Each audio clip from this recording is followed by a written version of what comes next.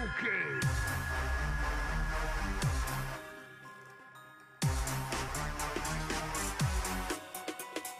So, great news. I finished this whole bloody episode, and then Minecraft crashed, and my recording didn't stop before then, and so it corrupted the entire recording. And I'm so frustrated. Because it's like, I'm not gonna undo, well, I can't undo everything I just did. So, yeah. I mean, I didn't record the whole episode, but I was like getting to the ending. So anyway, surprise, we're doing applied energetics this episode. And we're done. Thanks you guys for watching. Shit. Okay, so here's what we had done. Hopefully this time it won't crash. Applied Energistics is a mod that allows me to store items in here. They all take up one spot. And I can easily, like, say, for example, craft stuff. Say, let me make something else this time because last time I recorded, I made shears. I don't need shears. If I make a bucket, I put 3 in there. The rest of the storage is in there. I grab a bucket. It keeps drawing 3 more. So you'll see the number up there. It'll go from 1140, 1137, and so on. And then I can store the back in there. I can hit clear there. I can ask for a recipe, and it'll show up here, kind of like a normal crafting table, but I have all my storage right here. So anyways, the way this is created with Applied Energistics, first off, we need the ME drive. That is this here. 4 irons, 2 ME glass, which is created using glass, then Certus quartz dust, and then more glass will get me 3. Use that. And then 2 flukes crystals, and that will get you ME glass cable. That's personally my favorite glass cable. I believe you can use any of the glass cables for power and stuff like that. Oh yeah, all of them you need to go through the flukes versus thing anyway. So that's how to create the ME drive. Now, one of these, this was the pain here, and now I have to go and somehow show you guys it all over again when it's like I did all that, and like it's such a pain. Okay. So you start off here. So one thing that you might not recognize here is a logic processor. That is, oh shit, where'd it go? Okay, that is using a Certus quartz cutting knife, which is 2 sticks, 2 crystals, and an iron. You just place that up there, and it has its like durability, so you don't have to make one per thing. You're making one of those, and it gets you maybe like half a stack, 2/3 of a stack. Unfortunately, it doesn't last a whole stack, these things, if you're making 64 of these. So then you have 2 redstones, a gold ingot, and silicone. Silicone is smelted nether quartz dust or skystone dust, which, as you can see here, I have tons of these too. Let me grab my bread quickly because I'm like dying. So I had, like earlier, I had all these chests that had all the steps and all lined out in the recipes, and then we went and made them, and then we made the single one here, and then I went ahead and made all these. Now this took over like 1,000 gold. I'd easily say a couple thousand gold and a lot of redstone. So I'll try and go through the steps again at least to show. I showed you this part. Then it would be 4 redstone, 4 quartz crystals, and that gets you 1 of these. Then here's where it keeps escalating and escalating. So I get 1 of these now from that. Now I need 3 of these for the next step. Then you times that by 3, and now you have 9. You need 9 of those first step to get 1 of these. 27 of that first step to get this. And then I think it's 72 is 27 times 3? Yeah, 72 of those to get to this step, which is where we got to. Then having 1 of these, you get 2 quartz glass, which is quartz. I'll show that recipe in a second. Flukes dust, which is the flukes crystals broken down. That crystal, and the storage thing that we just up through, needing 72 of that first thing, and then all that stuff. Just to get 1 of these. But then here's the kicker: you can have up to 10, which I made, and then all the recording just wasn't there. It's like, so you take that 72 times that by 10, and that's like 720 of the first chip that I need to create in order to get this. Now, thankfully, I'm good. I'm rolling in supplies, like 2,097 stacks of iron. I've been leaving this game running, and I've like fully automated stuff. Now this stuff is stuff that like I need to manually do, so that's why those numbers are low. But all this stuff has been automatic. Anyways, so that's when we had created this. Then we need to make the ME crafting terminal. I hate repeating what I just repeated. Like, if this recording crashes again, I'm gonna like have my character jump off the ledge.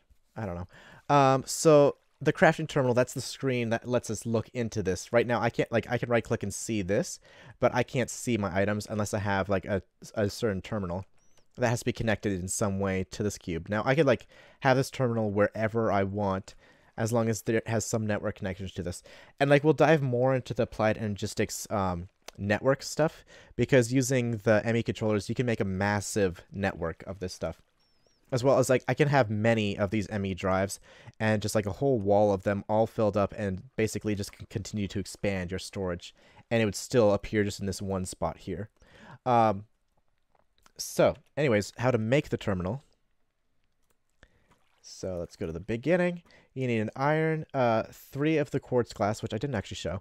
That's the Certus quartz dust, 5 of them, and then 4 of any glass. That will get you this. Then, so 3 there, 2 glowstone, a redstone, and an iron. That gets me 3 illuminated panels. Then, oh, whoops, I know how to make a crafting table. You take that illuminated panel, and you need 2 of these, formation and annihilation cores. I almost said annihilation. So both the recipes are pretty identical. Let me see if I can find it here. There's one. I don't know. So it's a logic processor. That's the gold with the redstone on the sides and the silicone on the bottom and that quartz knife on the top. Flox dust, which actually I didn't show Flox dust. Certus quartz dust, redstone, and broken down nether quartz. We'll get you one of those. Then back to the terminal. So that creates the screen, and crafting table, and then this one, which is a Certus quartz, redstone, silicone, and a knife, will get you this crafting terminal, which is the best thing ever. I love it. I could kiss it, but I can't. Okay, now the other thing with applied energistics is it doesn't use the same power as like all these other things. When I look at other things over here, it is using RF. So right now, like this is consuming 5 RF per tick. Tick is like, I don't want to say second, because it's faster than a second, but I wouldn't say millisecond. It's a tick. I don't know. Maybe it is a second and I'm just stupid. So anyways, that means we need an energy acceptor. This thing here will convert RF to, I think it's EU, actually. I think applied energistics uses EU. I could be wrong. Don't quote me on that. So that is 4 quartz glass, 4 iron ingots, and 1 of the pure Flox crystals. So it's pretty simple. Then you just have power going in one side like RF, then an output with the AE cable that goes into the same thing. And so long as it, and so now it has power. Now the thing with ME craft storage is it needs power. If I run out of power, I will not be able to grab my items. So you want to make sure that you don't run out of powers, otherwise you run out of your items. You'll have to like, it'll be like the Dark Age. You'll have to somehow find power, rub sticks, whatever it takes, get power back so you can get your items. Because if you have everything in here, oh, you're back to the Stone Age until you got power again. Kinda, I don't know. Maybe there's like a plan to that. I don't know, another way. Anyways, so then the other thing we'd done this episode was Tesseracts. Let me quickly... See, now I feel like the whole episode I'm just showing you recipes in here, and that pisses me off. Because I did this stuff. I had it all laid out. We went and made the separate pieces and everything. I'm frustrated. I'm sorry. Anyways, so to make a Tesseract frame, we need Enderium, which I have some being made, constantly being, well, not constantly. You need an alloy smelter. So in the alloy smelter, recipes. Where is it? Or did I pass it already? Nope.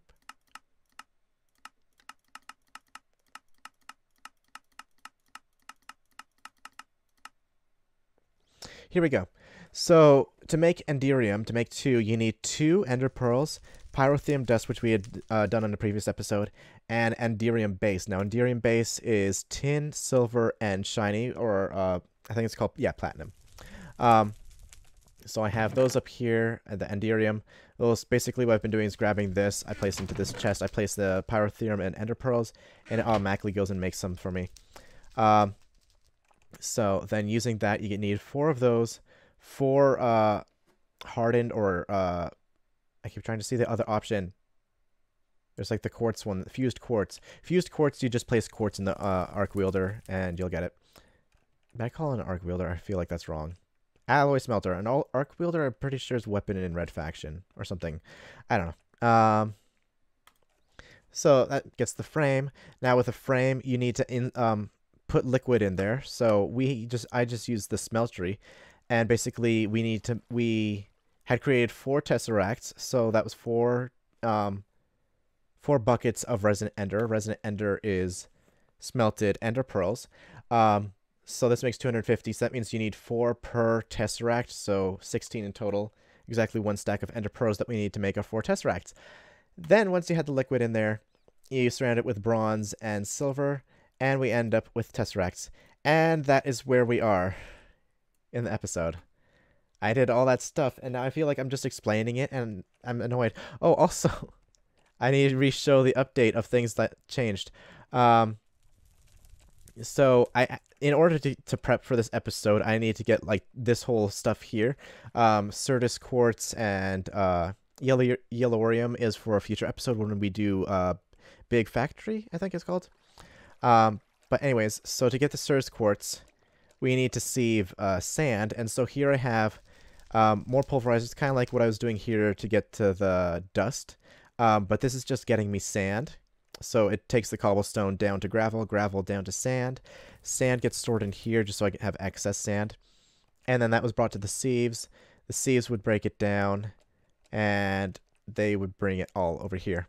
Another thing I actually did is also, instead of everything being dust, it now smelts it first and turns them into bars. So that was a pain in the ass because I had like 1,400 iron dust that still needs smelting. So I had set up like smelteries and then cables pulling everything from here and just going through and smelting everything I had and then placing into another barrel and then switching them. But now that's all set. I now have redstone furnaces here that smelt everything before they go placed in here. Same as for the yellorium, I have a single redstone furnace there. Currently, I have all that stuff turned off because with the AE, I plan to move all that into this and be changing a lot of things up over there. So nothing over there is running right now. Then the other update was I had updated the mob farm as well as add like automatic storage for it. I believe last time I showed this area, I had only had a chest down here. Now instead I have tons and tons of barrels, which like they're all like majorly maxed out. I have spent so many hours cutting down trees, so much wood. That has gone to upgrading all these barrels to the max. Like you can see, it can fit 8,128 stacks. That's a lot of stacks. So I'll never have to worry about the storage. I have like the mob drops on this side and loot bags on this side. This stuff is then like the excess other things. So there's like heads that are popping off of like various, like some of them are YouTubers. I think maybe most of them are YouTubers. I don't know all the names, but I mean, I know Captain Sparkle, Sunday, Wild, Aurelian, Sky, not Sky, Ski Mudcups, and Bacon. Yeah, so we have that. Let me just quickly go, I'm going to go into creative, and we're going to show you what I did with this area here.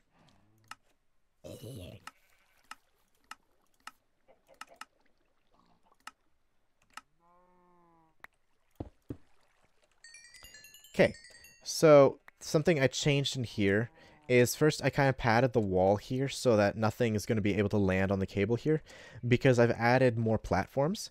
So this platform is kind of like a center area that's going to cover that hole and allow more spawning space. Again, it's surrounded by fans, which is connecting over this way. Then I have more of that cable going through for future levels, but then I have another side shelf here, again surrounded by fans. and I will eventually be filling in the top here once, because the next level is going to be in the center, again, like this one. And it's just going to be a repeating process as I build up this tower. Now you'll notice these diamond spikes here. These spikes are because I had an issue with spiders where if they would, like, say for instance, end up here, they'd be blown off if they'd hit this wall here, and they would start to climb up and go into the corner. Then what would happen is they would just sit there. They'd be stuck in the corner, and thus be taking up from the count of mobs that can be in an area. And so I'd have tons and tons of spiders crowding this thing, nothing else spawning because there's just spiders hiding in corners. So this will kill them. I won't get the items, but it will allow for more things to spawn. And yeah, I just plan on keep growing that up. Let me just fill this in. And I'll show you how, like, how improved this has, like, how much this has improved in terms of, like, mobs coming out. So you can see I just walked away from there and already, like, several things were spawning. It will amass quite a few hordes at times, maybe of, like, 8 mobs at least at once. Of course, like, okay, so that's like 6, 7,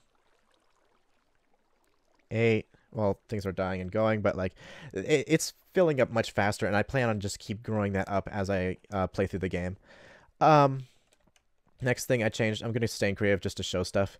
I have a lot more stone generation. I have a lot more lava crucibles, and I have a lot more power lava generators here. A shit ton more. So I am good with power. I have tons of stone. In fact, like, these are the max upgrade barrels, and they're all maxed out. All 4 of them. I also have gone ahead and I don't know if I showed this last episode, but I made a compressor. Just grabbing cobblestone to start getting ready for the compressed cobblestone quest later. So, like, a single one of these blocks here is 531,441 cobblestone to make that. It just keeps compressing it and compressing it, and it keeps looping around. But anyways,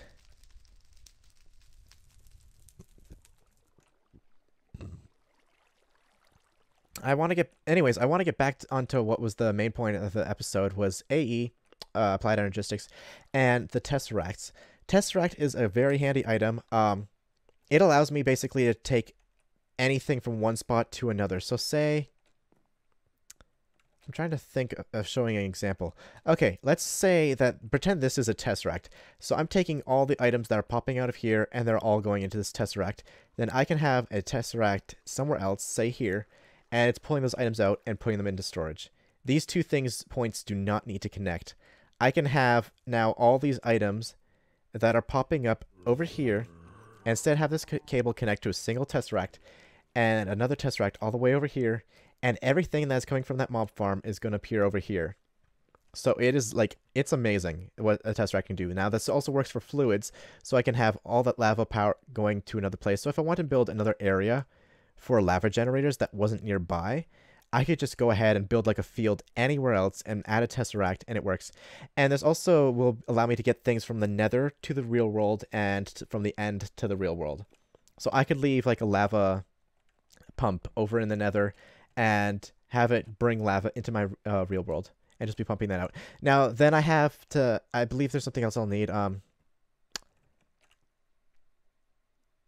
forget what the item is called right now, but it's an item that's gonna, is it a chunk loader? I think it's a chunk loader, actually. Let me check. Let me get out of creative now. Oh, wait, I'm still in creative. Let's turn that off first. Then get out of cheat mode, because no cheating.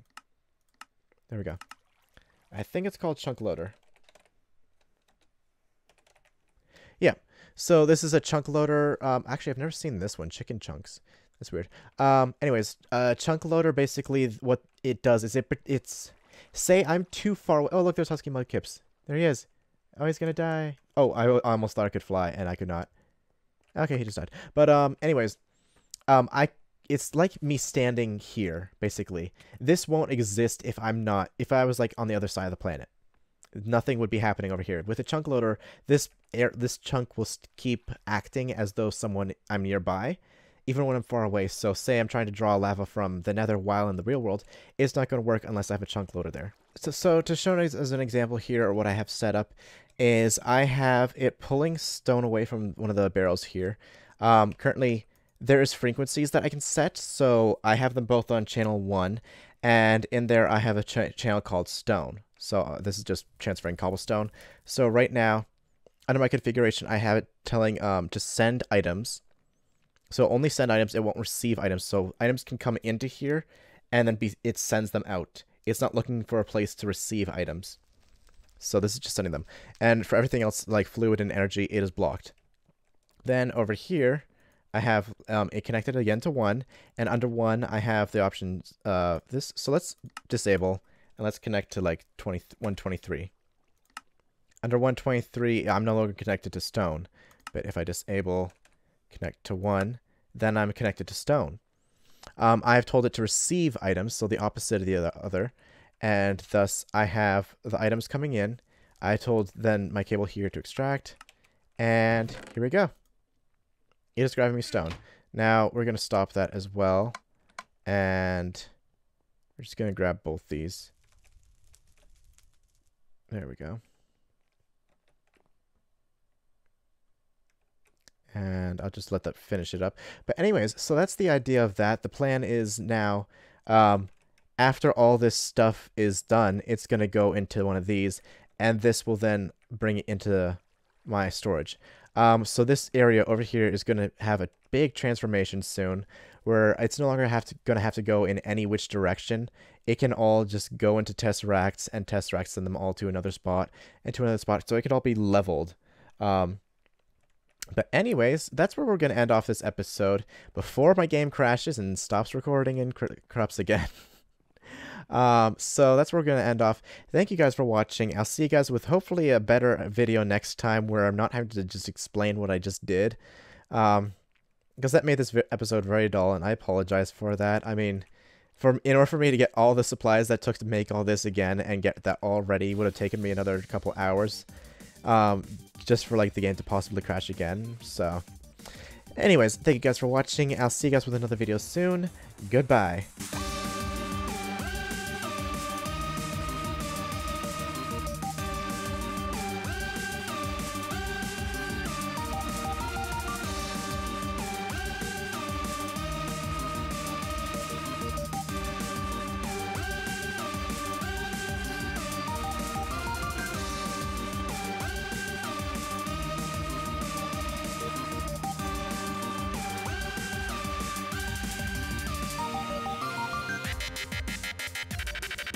Sophisticated apparatus